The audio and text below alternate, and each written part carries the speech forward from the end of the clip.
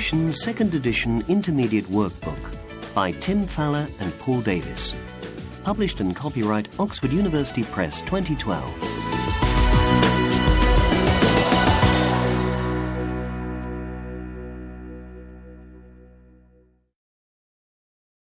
Listening 2. Hi, Steve. How was your weekend? Oh, really bad. I went shopping with my mum to get some new trousers. I tried on lots, but I didn't like any of them. We had a big argument, and in the end, we went home without buying any trousers.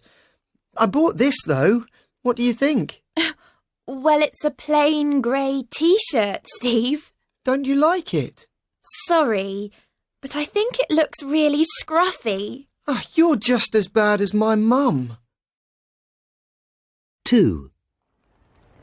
Hello, Beth. What are you doing here? Hi, Andy. I need some new clothes, so I was hoping to find something cheap in the sales. Have you had any luck yet? Well, I bought some shiny black trousers in the shop next door. Do you want to see them? Go on then. Let's have a look. There. What do you think? Really trendy. I just need to find a top to go with them now. Well, good luck. 3. Hiya. You're late. Where have you been? I'm exhausted. I've been in town all day trying to find you something nice for your birthday. I was wondering what was in that bag. Can I see? Sure. Here you are. Happy birthday. Wow! The box is quite big.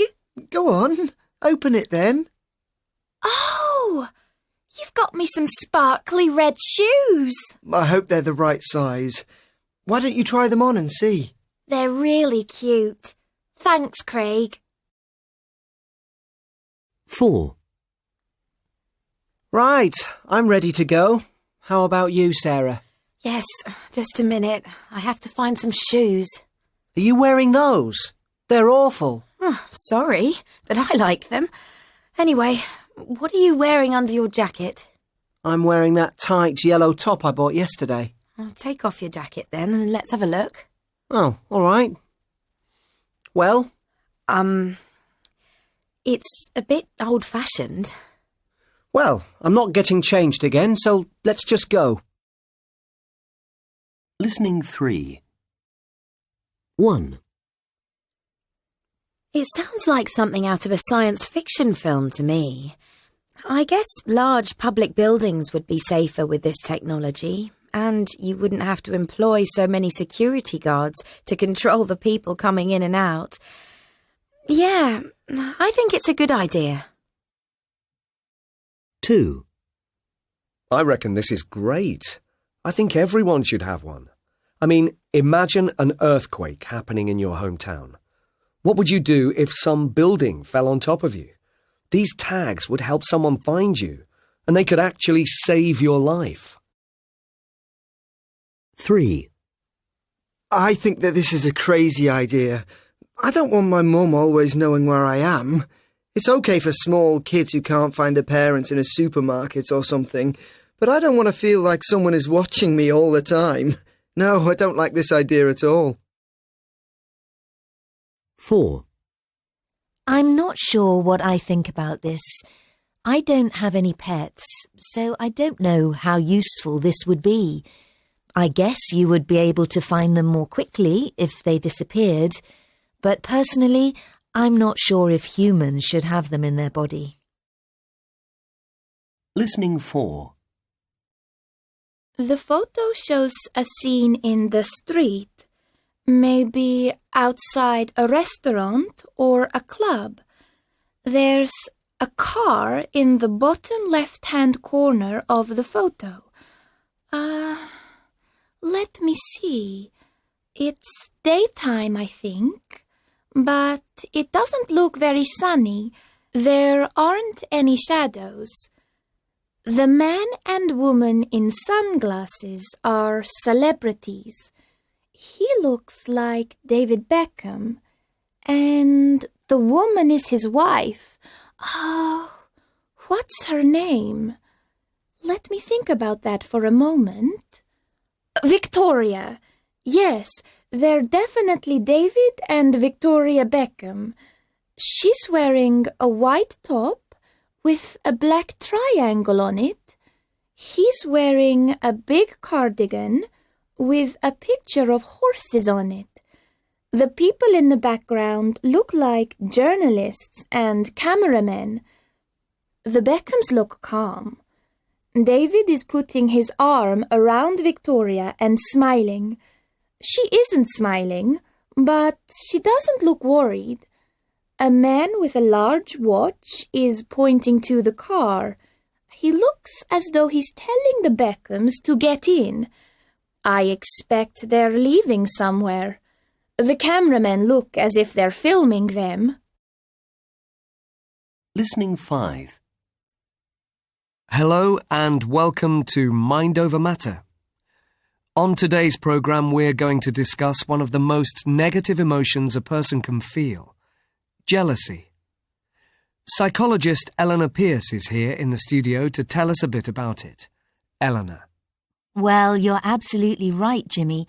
Jealousy really is a negative emotion, and it can create some very negative feelings, like being angry, feeling fed up, and even depressed. Now, it's very normal to feel jealous if an attractive person comes up to your boyfriend or girlfriend and starts talking to them. However, you don't become jealous just because the person you love is paying attention to someone else. In fact, the problem is inside you and is not caused by the situation or events happening at that moment. So perhaps we feel jealous because we are afraid about something. Exactly. If you're feeling jealous, it's often because you don't feel confident about yourself as a person. Your feelings of jealousy are related to your self-esteem. In other words, your own opinion of your character and your abilities. If your self-esteem is low, you can improve it by thinking positive thoughts about yourself. Every day, write down 3 things about yourself that make you happy. Another common cause for jealousy is fear and insecurity about losing the person you're with. The best way of dealing with this is communication. So the best thing to do is talk about the problem. That's right. Tell your boyfriend or girlfriend that you're feeling jealous and ask them if they find the other person attractive. Their answer will probably make you feel more confident, and the fact that you asked the question in the first place will make you feel better. Thank you, Eleanor Pierce, for that advice. And now the lines are open to take some calls from our listeners. And our first caller is... Listening 6. Beryl. How old were you when you were evacuated? I was 10. It was the spring of 1941, and the Second World War had started 2 years before. Why did your parents think you would be safer in the country? Well, we lived in Plymouth, a large city in the southwest of England. Plymouth is on the coast and it has a port. At that time, it had an important naval base, and so there had been a lot of bombing already. Then we were told that the situation was going to get much worse, so my parents started thinking about sending us to Cornwall. How many of your family were evacuated? Only my sister, Sylvia, and me. I've got 5 brothers and sisters, but we were the youngest, and so we were the ones my parents thought should go. We weren't evacuated together, though, as we were going to different schools at the time. We both went to Cornwall, but my sister was sent to Truro with her classmates, and I went to Newquay with mine. How did you travel? We went by train. I don't remember much about the journey, except that we all had little suitcases and boxes with our gas masks in, tied up with string. What was your host family like? All I can remember is that the mother was called Mrs. Pascoe, and she had a daughter called Hilda. I stayed there with another girl from my school called Sheila. We both went to school with Hilda, and sometimes she took us to the beach to play. How long were you away from home in the end, Beryl? I don't really know. It seemed as if I was there for years, but it could only have been about 2 or 3 months.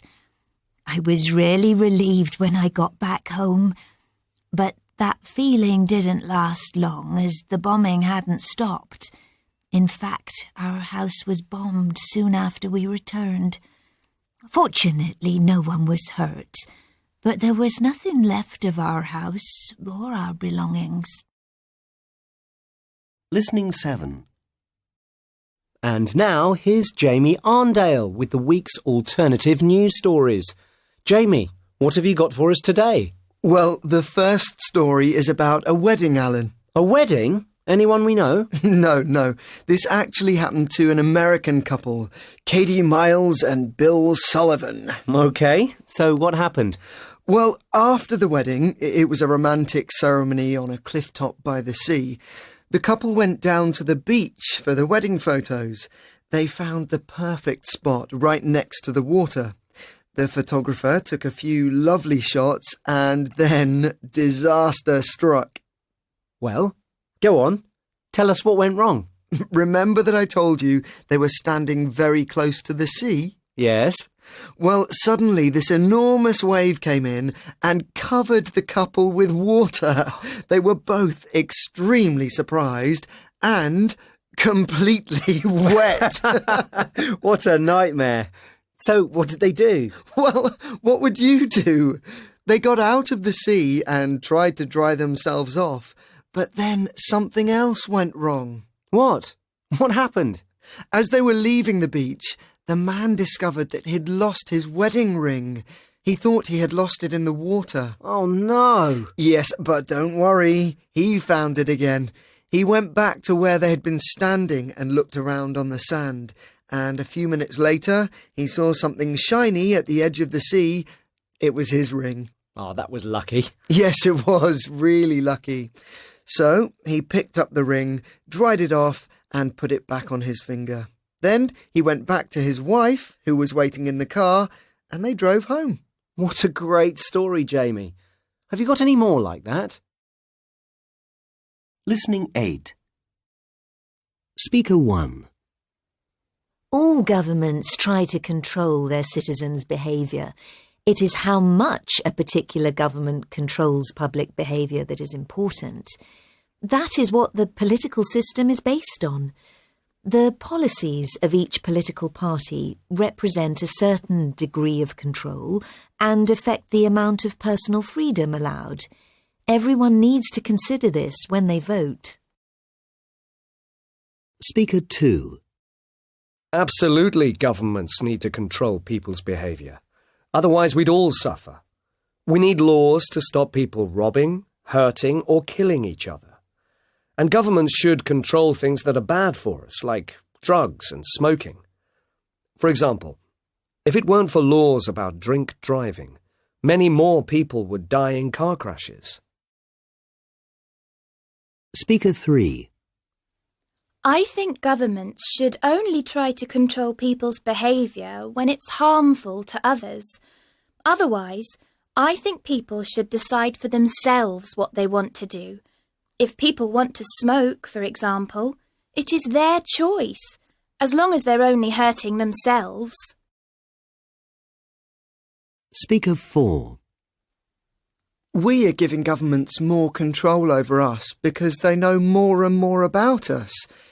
All our details are on computers already. Nothing seems to be private anymore. I think it's worrying. If politicians have too much power over us, they'll be very tempted to abuse it. Speaker 5. I don't think politicians necessarily tell the truth about what and who they are trying to control. Governments should be open and straightforward about what they are trying to do. Laws and taxes should be clear. Instead, politicians treat their citizens like children. No wonder people don't trust governments anymore. Listening 9. Speaker 1. Well, I guess I do what's called skilled work, because I had to get qualified before they would give me the job. It was worth it, though, because I earn quite a high salary.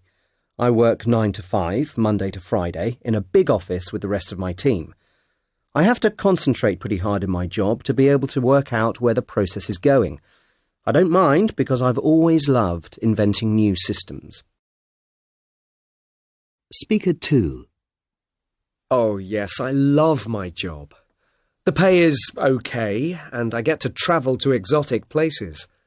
Some people think it must be boring, but I don't see it like that. In fact, it's very exciting when you suddenly find something that has been undiscovered for so long. For me, anything to do with the past is absolutely fascinating. Speaker 3. Yeah, my job's fairly challenging, really, because I have to deal with the public. Sometimes I have to tell people things they don't want to hear, and it seems more and more families have problems nowadays. I have to be careful not to take the problems home with me. I work a 35-hour week, but that doesn't include all the paperwork I do. I have to write a report after every visit, and sometimes that can take ages. My salary isn't that good, really, considering how hard I work. Listening 10. And now we're going to talk to Benjamin Davies about his experience of the Erasmus programme. Benjamin, what are you studying? I'm studying politics and modern history at Manchester University. OK, and where did Erasmus take you? I went to the Netherlands to study at the University of Amsterdam. I was there for 6 months during the second year of my degree. Right, I see.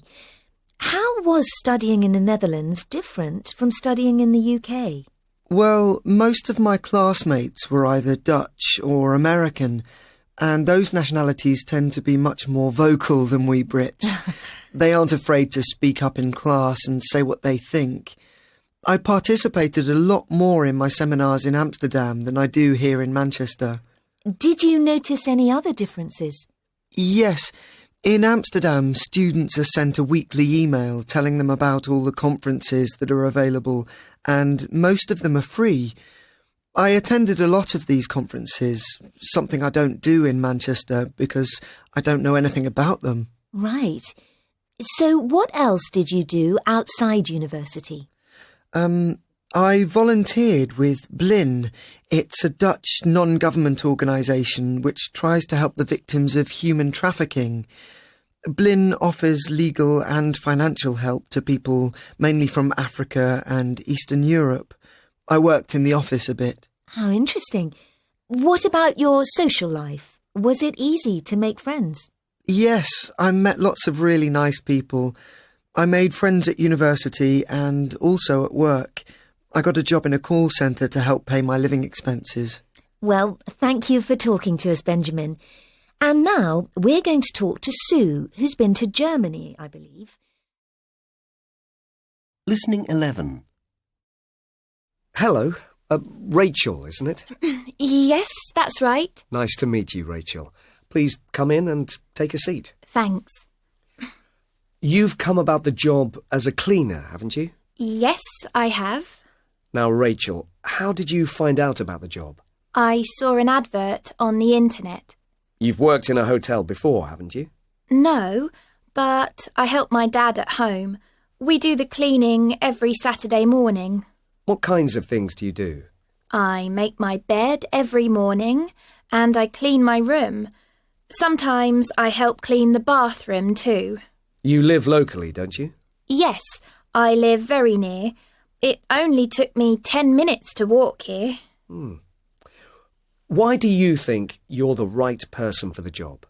Because I'm polite and trustworthy, and I'm very self-motivated, so I don't mind working on my own. When could you start work? Well, my exams finish soon, so I could start at the beginning of next month. Great. That's fine, Rachel. Thanks for coming in, and we'll be in touch. Thanks a lot. Bye then. Listening 12. 1. You worked in a supermarket. 2. You can start work next week. 3. You're good at working in a team. 4.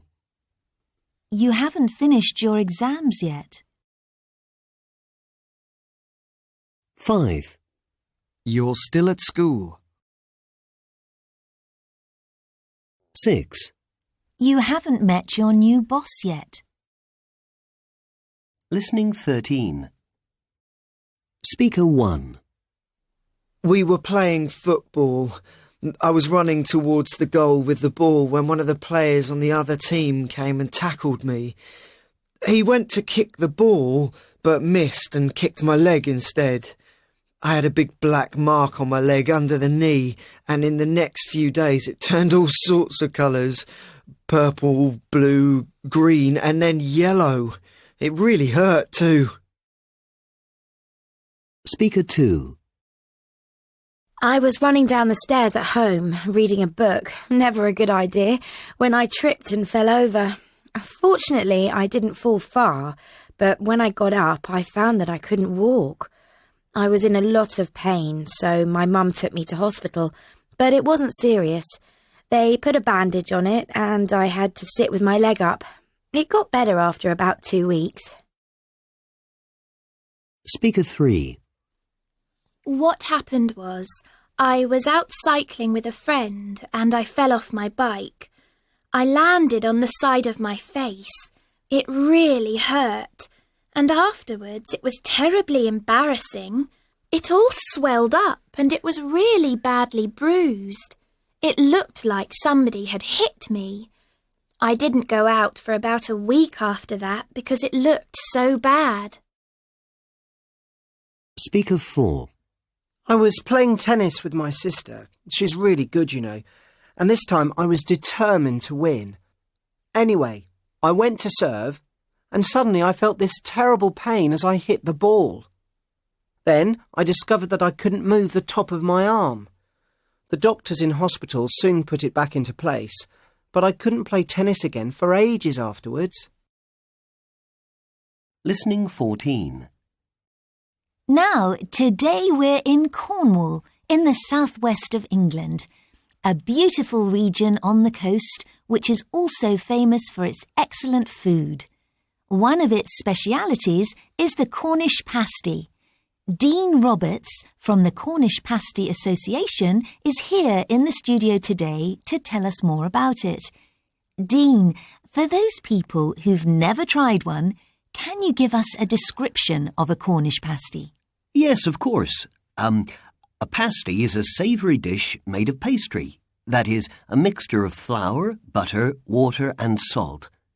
Inside the pastry we put beef, potato, onion and another vegetable called swede. Then the pasty is cooked in the oven.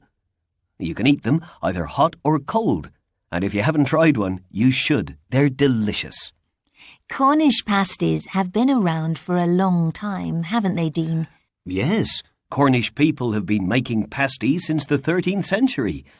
Then later, in the 17th and 18th centuries, they became popular with miners because they could eat them in the mine with their hands for lunch when they were working. They didn't need to use a knife and fork.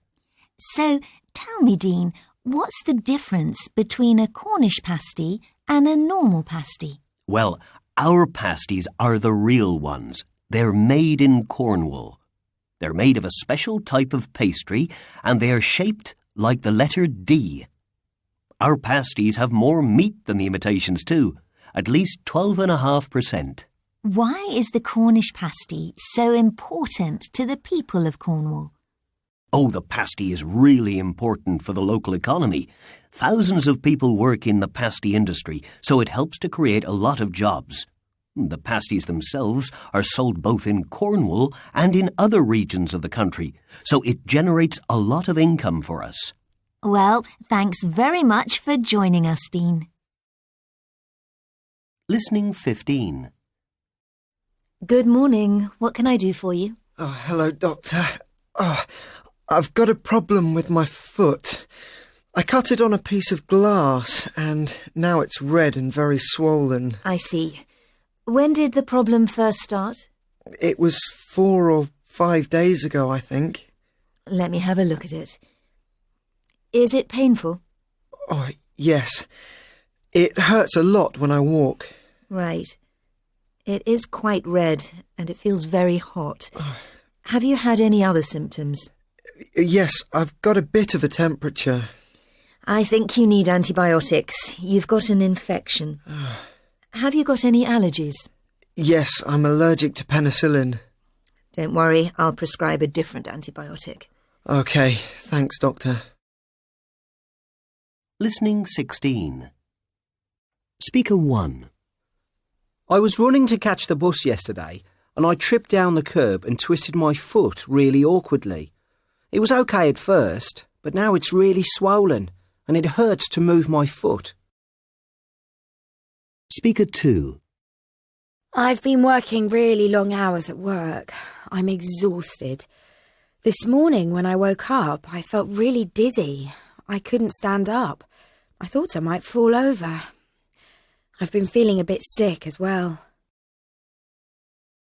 Speaker 3. I think I've got an upset stomach. I ate a takeaway curry yesterday, and I don't think the chicken was quite right. It was a bit pink. Anyway, I've been feeling sick ever since. Speaker 4.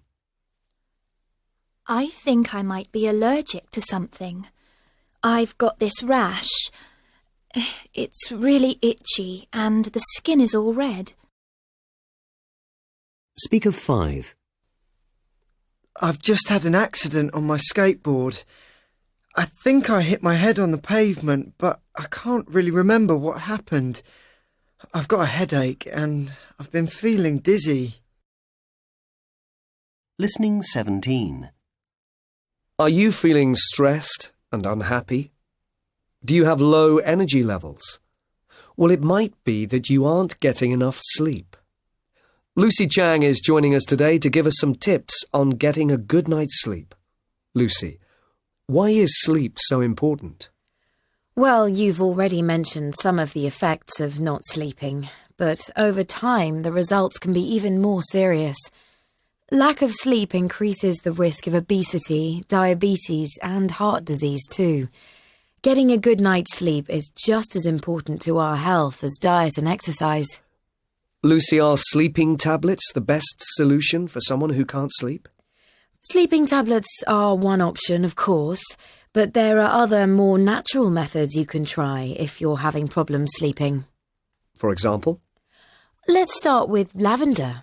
People have been using the flowers of the lavender bush for hundreds of years, and recent research shows that the plant really does work.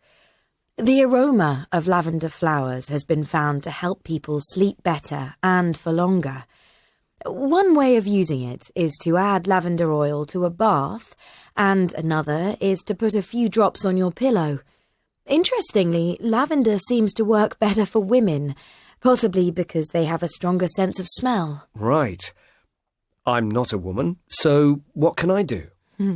Well, you might like to try some light therapy. As you know, it's light that tells us when to go to bed and when to get up. If you find it difficult to fall asleep, you may need more morning light, so try taking a walk first thing. On the other hand, if you're waking up too early, you might need more afternoon light, so try taking a walk in the late afternoon. Light therapy. Right, I might try that. Have you got any other tips, Lucy? Yes. Muscle relaxation seems to work for a lot of people. Muscle relaxation. How does that work? Well, studies suggest that this makes you fall asleep more quickly, and it can also help you get back to sleep if you've woken up during the night. You have to be lying down for muscle relaxation to work. Start at your feet, breathe in deeply, and sense the weight of your toes. Focus on any tension in them. Now breathe out and let all the tension leave your toes. Then move on to your feet, calves, knees, thighs, stomach, chest, hands, arms, shoulders, neck, head, and face. With any luck, you should be asleep by the time you reach the face, but if not, just start the process all over again. Thank you, Lucy, for all those tips. And now it's time for the weather. Listening 18. Speaker 1. Well, my computer was really useful last year because I was studying abroad. I couldn't speak the language very well, so I liked watching my favourite TV shows from home in English. I used to log on to my favourite website when I got back to my flat each day and see what programmes there were. It didn't cost much to view them, and it was a great way of relaxing after sitting in lectures all day. Speaker 2. I often get a bit distracted while I'm doing my homework because I've usually got my computer on and my friends are always sending me messages. I probably spend more time chatting with them and updating my profile than I do finishing my homework. The worst thing is that our internet connection is really slow. It's really frustrating waiting for stuff to load. Speaker 3. I'm studying history, and although our teacher's really good, I still have to research a lot of facts before I can write my assignments. We have quite a lot of homework, and I really don't know how I'd manage without my computer. There are pages and pages of information on the internet. You just have to scroll down until you find the information that you need. It's easy, really. Speaker 4. I went travelling last year with a friend of mine, and we decided that we'd save a lot of time if we set up our own web page to stay in touch with our friends and family back home. We took turns to write on it and tell everyone what we'd been doing each day, and we also had a message board for people to leave comments. I'm really glad we did it because now we've got a great record of our trip. Listening 19. Hi, Alex. What are you doing? Chatting on Facebook again? No, Linda. Believe it or not, I'm looking up something for a science project we're doing at school. The best project gets a prize. Really? So what's it about? Well, I don't know if you know, but there are some time capsules which they've sent into space. They were launched into space inside the Voyager 1 and Voyager 2 spacecrafts ages ago. They recorded a lot of information, like sounds and photos, onto records. You know, the kind that they used to use to play music. What? You mean like those old things my mum and dad used to listen to? Why would they do that? The aliens would need some sort of machine to play the records if they found them, wouldn't they? Yeah, I suppose so. Well, that isn't very practical, is it? What do you mean? It isn't easy to find a record player in the shops on Earth these days, never mind in space. I think it's a waste of money sending those time capsules into space. Well, I don't agree with you. Think how important it might be for other life forms on other planets to discover things about planet Earth, and for us to make contact with other beings in space. In my opinion, a time capsule is a great way of showing them something about us. Only if they have the right machine to play the records. Anyway, I don't actually believe that there are other life forms on other planets. Well, I do. You have to remember that we still don't know that much about space. We still have only a limited amount of information about our own solar system, and there are other galaxies as well. Well, I'll tell you what I really think. I think we've got enough problems here on Earth without worrying about life in outer space and time capsules. Yeah, well, perhaps you're right. Anyway, are you going to help me with my project? Listening 20. Hi, David. What are you doing this weekend? Well, I'm playing basketball on Saturday morning. I'm going to go to bed early tonight. Have you got any plans for Saturday afternoon? Yes, my parents want me to get some clothes for my birthday, so I think I'll go shopping in the afternoon. What about in the evening? In the evening, we're having dinner with some friends. Are you free on Sunday, Megan? I'm going swimming in the morning, but I'm not doing anything after that. Shall we go for a walk in the park? Oh, great idea. Let's meet on Sunday afternoon at 2:30. OK. I'll call you before to check you can still come. Listening 21. Would you like to tell me what happened, Mr. Hedges? Start at the beginning. Tell me everything you can remember. Well, I was sitting watching TV. It was about 8 p.m. Suddenly, I heard my wife shouting from the bedroom upstairs. I ran upstairs and my wife was lying on the floor. I see. I'm very sorry, Mr. Hedges, but I need to ask you a few more questions. Did you notice anything unusual? Yes. My wife had her hairbrush in her hand, and the window was wide open. And there was a cigarette in the ashtray, still alight. My wife doesn't smoke. Have you touched anything? We'll take the cigarette down to the station for tests. And we'll look for fingerprints on the windowsill. Did you notice anything missing? Well, yes. The candlestick.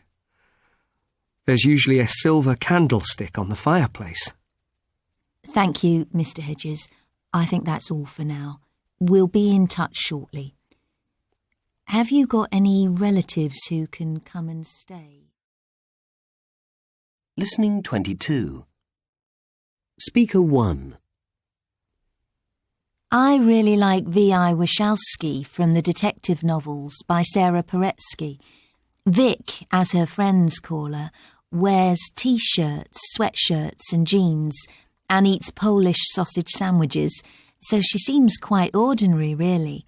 At the same time, however, she's a very strong and independent woman who isn't afraid of physical fights. Speaker 2.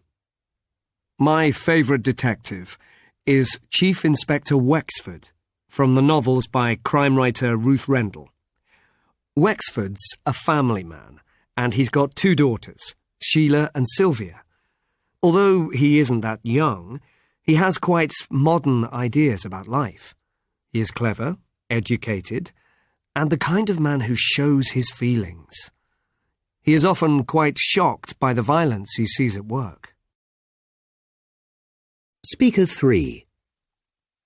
In my opinion, the greatest modern-day investigator is Lisbeth Salander from the Millennium series by Stieg Larsson.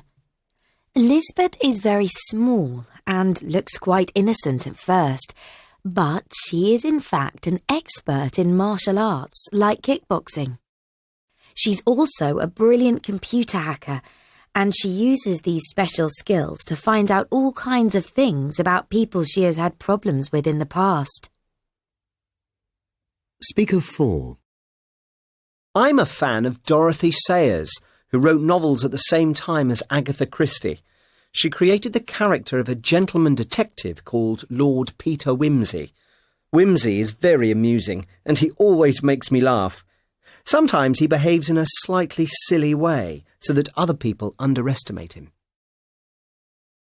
Listening 23. Good morning. Do sit down. It's Sue, isn't it? Thanks for coming in. Hi. Thanks for inviting me for the interview. You're welcome. OK, so we need to ask you some questions. Firstly, which school do you go to? I go to St. Catherine's High School. Oh, yes, I know it. And how old are you? I'm 16, but I'll be 17 next month. Right. And have you ever had a job before? Yes, I used to work in the shop in my village on Saturday mornings. Well, that's good experience. And what about school? What's your best subject at school? Biology, I think. But I'm also good at history, French and maths too. Did you pass your last maths exam? Yes, I did. That's good news. And what do you want to do when you leave school?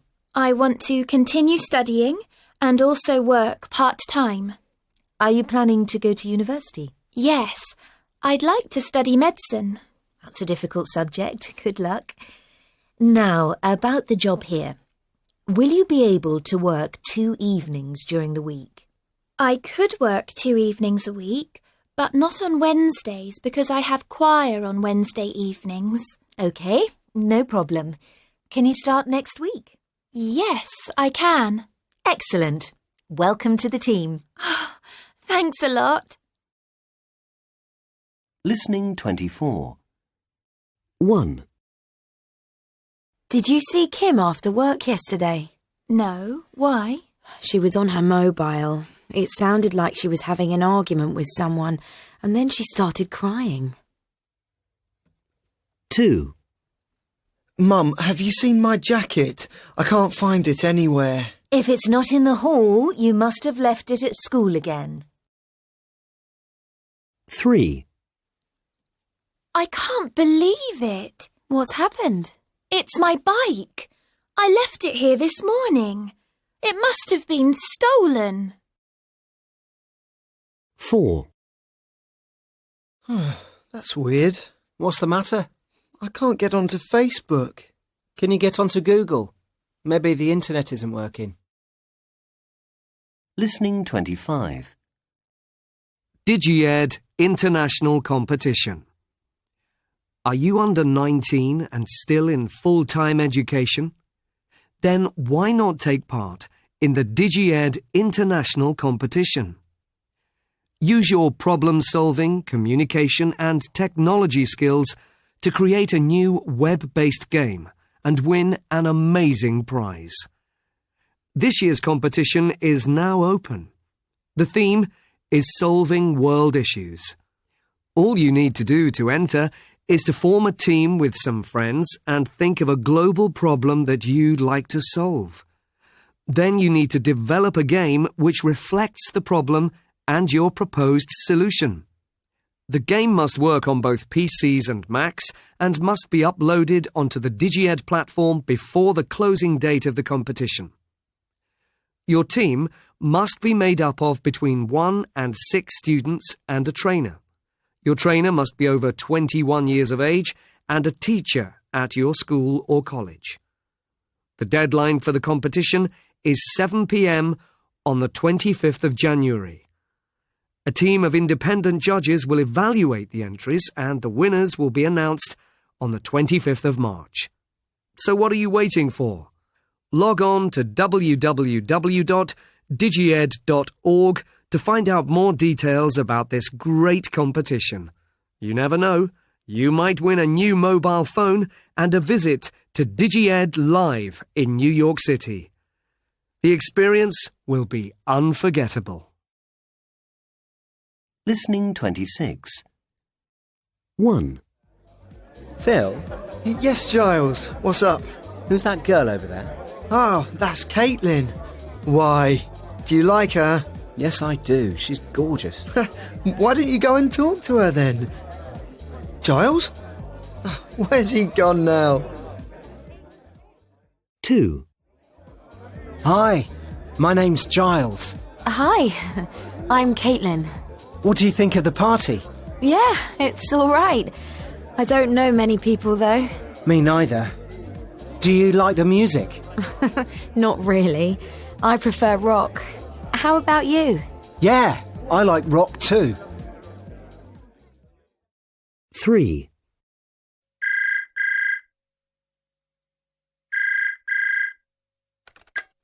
Hello?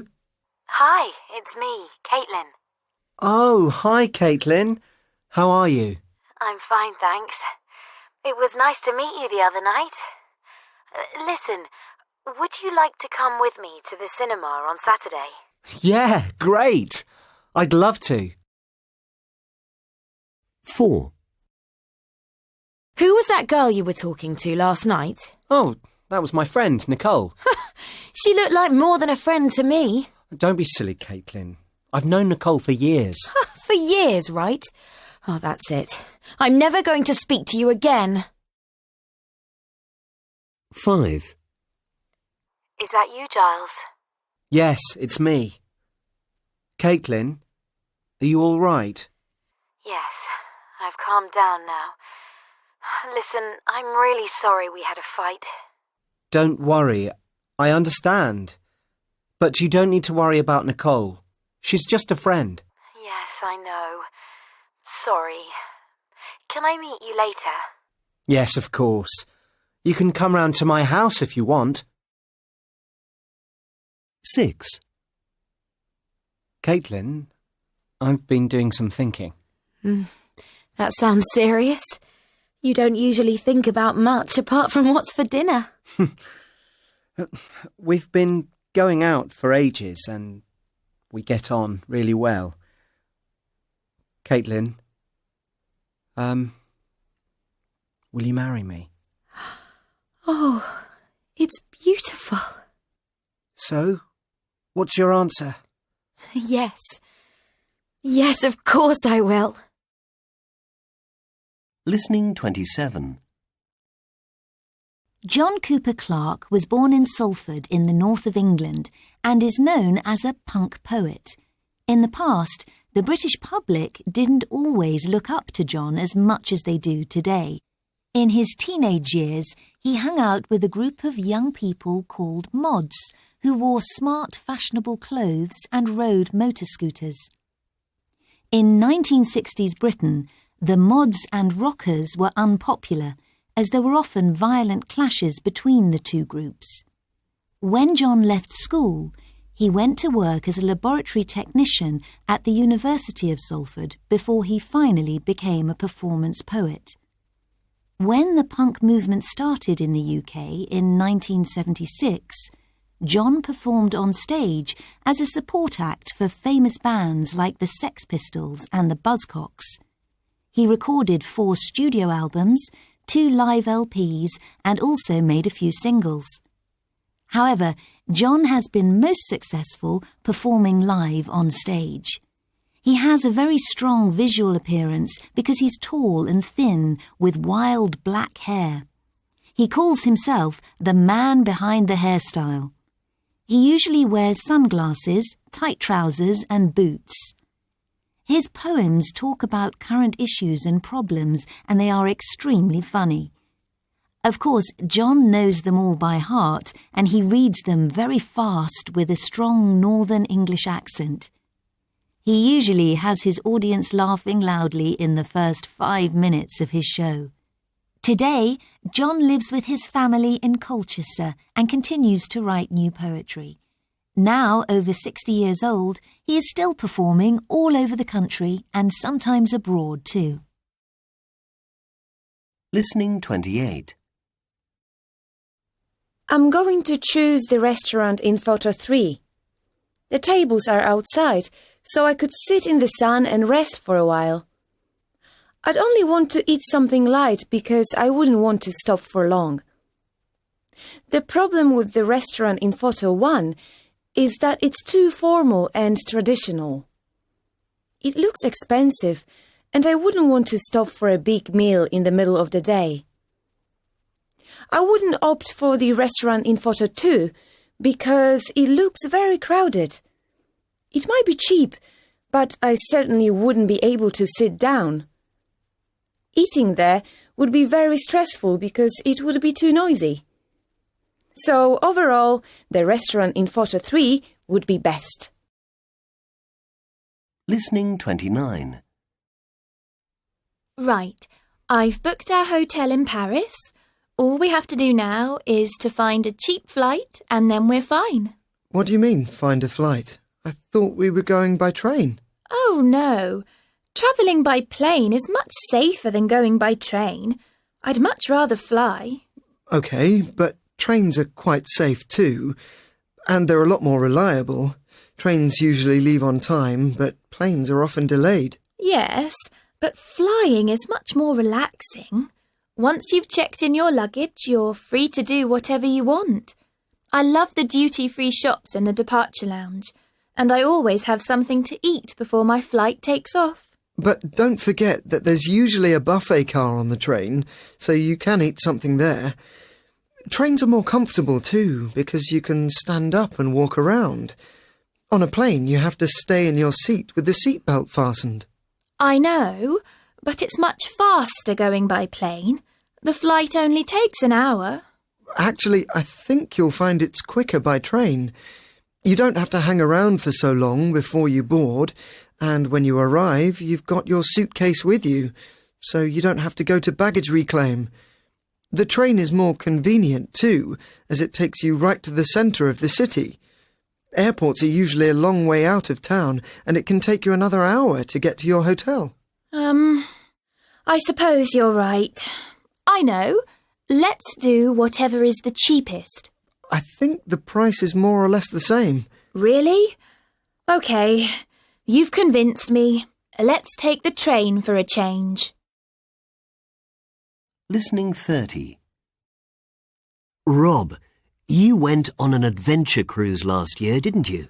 Yes, I did. Can you tell us something about it? Yes. Well, the cruise was similar to the original trip done by Captain Scott. We set off from the island of Tasmania and we sailed to Cape Evans, where Scott camped nearly 1,300 kilometres from the South Pole. Wow, that sounds exciting. How long did the trip take you? We were at sea for 21 days, which was quite an adventure in itself. Sometimes the waves were over 12 metres high, and one day the engines stopped when we were thousands of kilometres from land. The captain managed to solve the problem, though, so we were able to carry on. So, was your journey exactly the same as Captain Scott's journey? Not really. We followed the same route, more or less, except that we stopped at Macquarie Island, where we came across lots of penguins. And that's where the similarity ends, really. Scott took 30 days to reach the camp, while we took only 9, and the conditions on board were very different too. We had comfortable cabins, shops, a sauna, and 5-star meals, but Scott and his team had none of these facilities.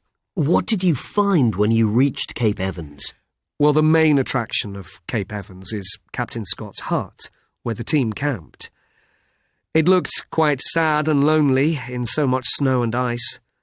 Inside we saw the long table where Scott celebrated his 43rd birthday dinner before leaving for the pole. On the shelves were the tins of food which they had taken with them, and scientific instruments and newspapers dating back to the time the men had left them. Scott's sealskin blanket still lies on his bed, and a photo of his wife is still on the wall. Seeing the hut makes you feel real respect for this man and his team, who went so far with so few resources. Listening 31. 1. Excuse me, I want to complain about my room. Oh, I'm sorry to hear there's a problem. What's the matter with it? It's very uncomfortable because the air conditioning isn't working. Well, I'll see what I can do. I'm sorry, it's just not good enough. This is a 5-star hotel. I must apologise. I'll sort it out immediately. Thank you. I appreciate that. 2. Excuse me, I'd like to make a complaint. I'm very sorry to hear that. What seems to be the problem? I didn't sleep all last night. The music from the disco kept me awake. That's really beyond our control, I'm afraid. The disco doesn't belong to the hotel. But I can't sleep with all that noise. Can't I have a different room? There's really nothing I can do about it.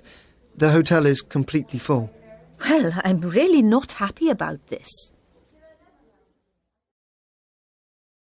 Listening 32. Excuse me, I'd like to make a complaint. I'm very sorry to hear that. What seems to be the problem? I didn't sleep all last night. The music from the disco kept me awake. That's really beyond our control, I'm afraid. The disco doesn't belong to the hotel. But I can't sleep with all that noise. Can't I have a different room? There's really nothing I can do about it. The hotel is completely full.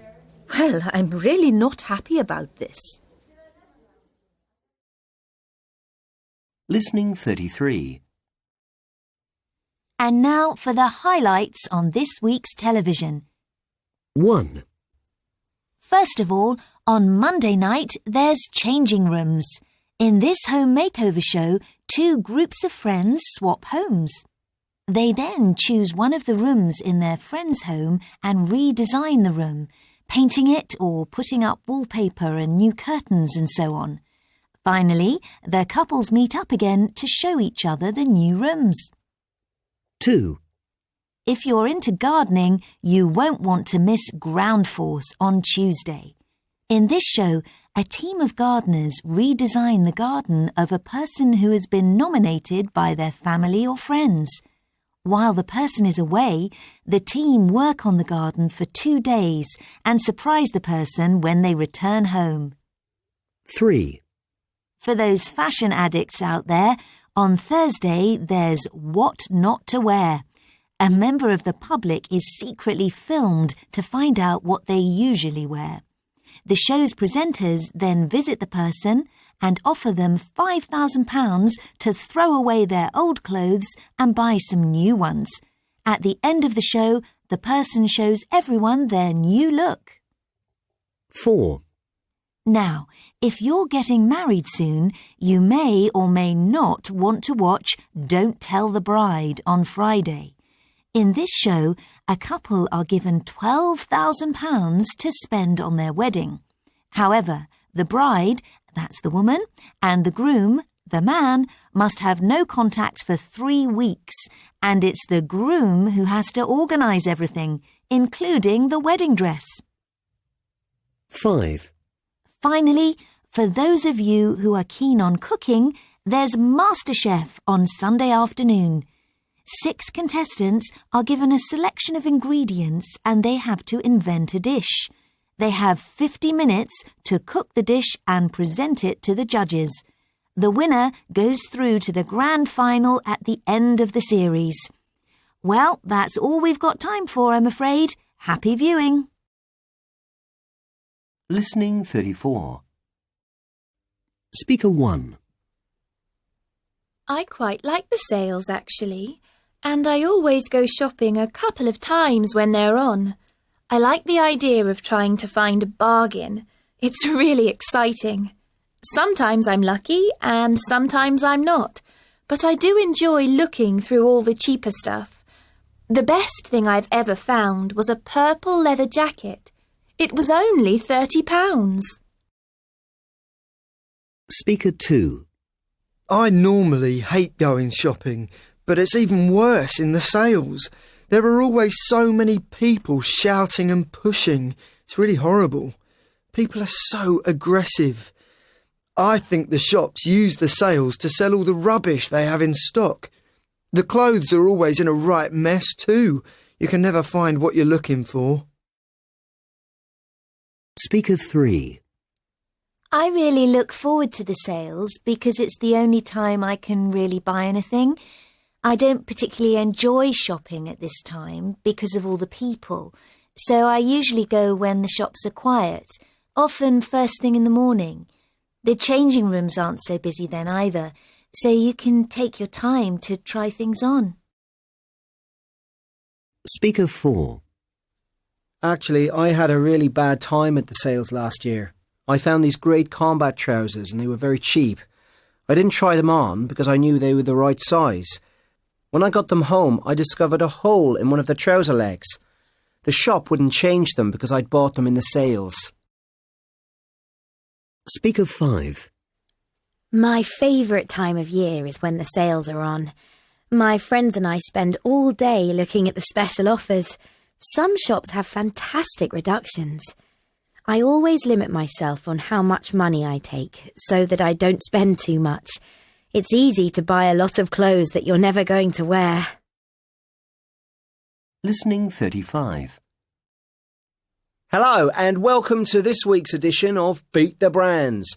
Today we've got Rick Davis in the studio with us to give us some ideas about how to get the most out of games consoles. Rick.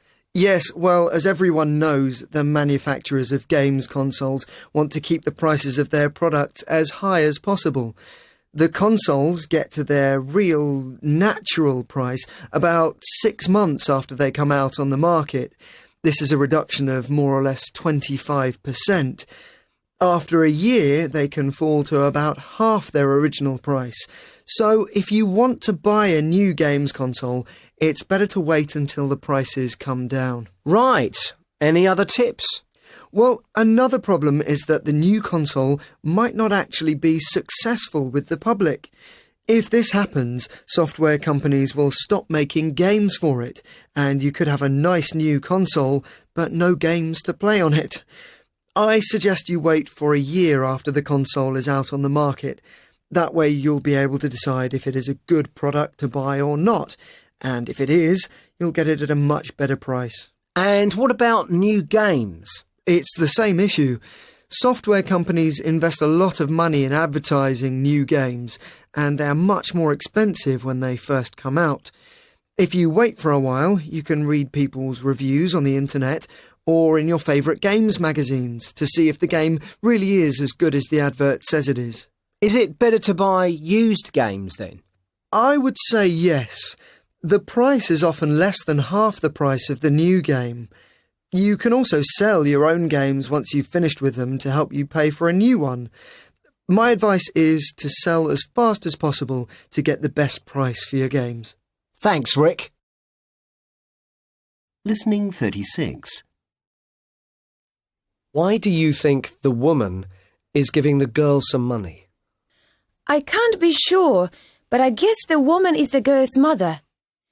I think she's giving her a 20-euro note. It certainly looks like a 20-euro note.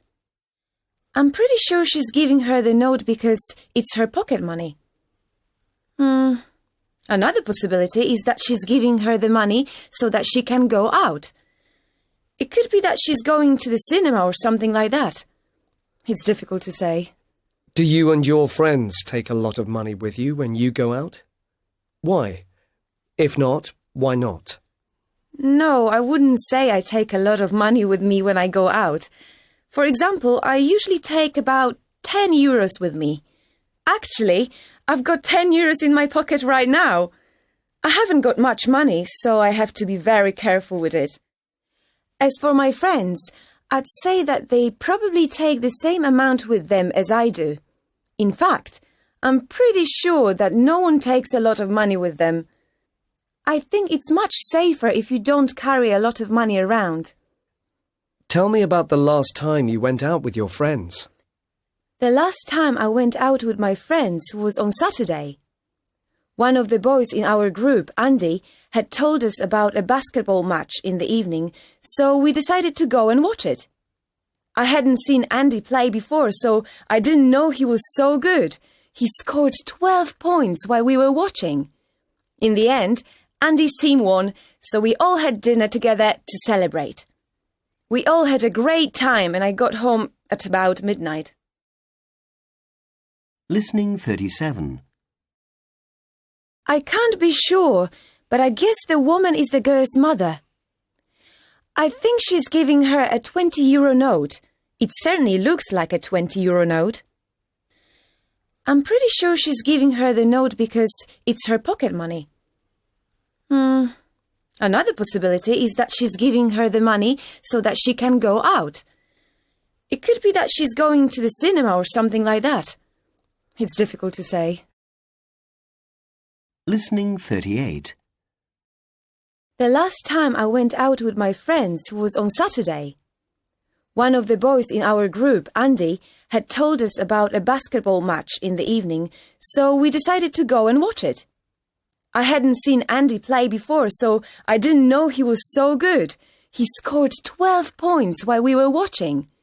In the end, Andy's team won, so we all had dinner together to celebrate. We all had a great time and I got home at about midnight. Listening 39. Hey, Kathy, have you heard what they're saying about the future of rock music? No, tell me. Well, this article says that rock music is on its way out. There's no future for it. How can they possibly say that? I love rock music. It says that last year there were only 3 rock songs among the top 100 best-selling hits in the UK. But that's a disaster. So what is everybody listening to if it isn't rock? Hang on, let me look at the figures. Here they are. The most popular music seems to be hip-hop and R&B. 47% of the top-selling tracks belong to this category. Next comes pop with 40%, and then dance with 10%. Like I said, rock has only 3% of the tracks on the list. But surely someone out there must be listening to rock. The radio stations are full of it, and rock bands are always going on tour. Yes, but it's the old bands that are doing well on tour, isn't it? Some people still want to see them live. Bands like Bon Jovi and U2 who've been around for years. Rock music is still popular with the over 40s, but it's young people who aren't so interested in it. Well, I, for one, am going to carry on listening to my favourite rock bands. By the way, have you heard the latest album by The Strokes? No, I haven't. Is it any good? I love that band. Yes, it's excellent. Wait a minute. I'll put it on so you can hear it. Listening 40. Hi, Callum. How are you? How was your summer? Hello, Susie. Yeah, it was good. You went to a music festival, didn't you? Yeah, I did. What was it like? I didn't really enjoy it, to be honest. I should have known it was going to be a disaster when I had such problems getting the tickets. Oh dear. What went wrong? Well, the main problem was getting there in the first place. We wanted to be green and all that, so we decided not to take the car.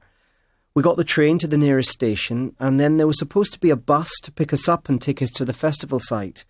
Unfortunately, most of the other festival goers had had the same idea as us, so there was a huge queue. It was really late by the time we got to the campsite. But you saw some good bands though, didn't you? That was the other problem. After watching all the bands my brother wanted to watch in the pouring rain, we went to the main stage to see my favourite band. When we got there, we found out they'd cancelled at the last minute. Oh, why did they do that? The lead singer was ill. He had a throat infection or something. I was so fed up, I can tell you. Oh, poor you. Does that mean you won't be going to any more music festivals? Not at all. Actually, I'm thinking of going to the V Festival next year. Do you want to come? The headline acts are the Arctic Monkeys, Eminem, and Plan B and Rihanna are also playing. It's going to be great. Listening 41. 1. Let's go to an outdoor music festival this summer. 2. What did you think of that new DJ? 3. Do you fancy watching the school orchestra next Friday? 4. Have you ever seen a male voice choir? 5. They've put on a new interactive exhibition in the Science Museum. 6. Why don't we go to the ballet? Listening 42. I'm going to choose the exhibition in Picture 1. I'd really love to see this exhibition. I love that kind of painting. The technique is amazing. It's so detailed and so realistic. And it's really useful for me to see this kind of exhibition because I'm studying art at school and I have to write essays about the history of art. I wouldn't opt for the sculpture exhibition in Picture 2. It looks a bit strange.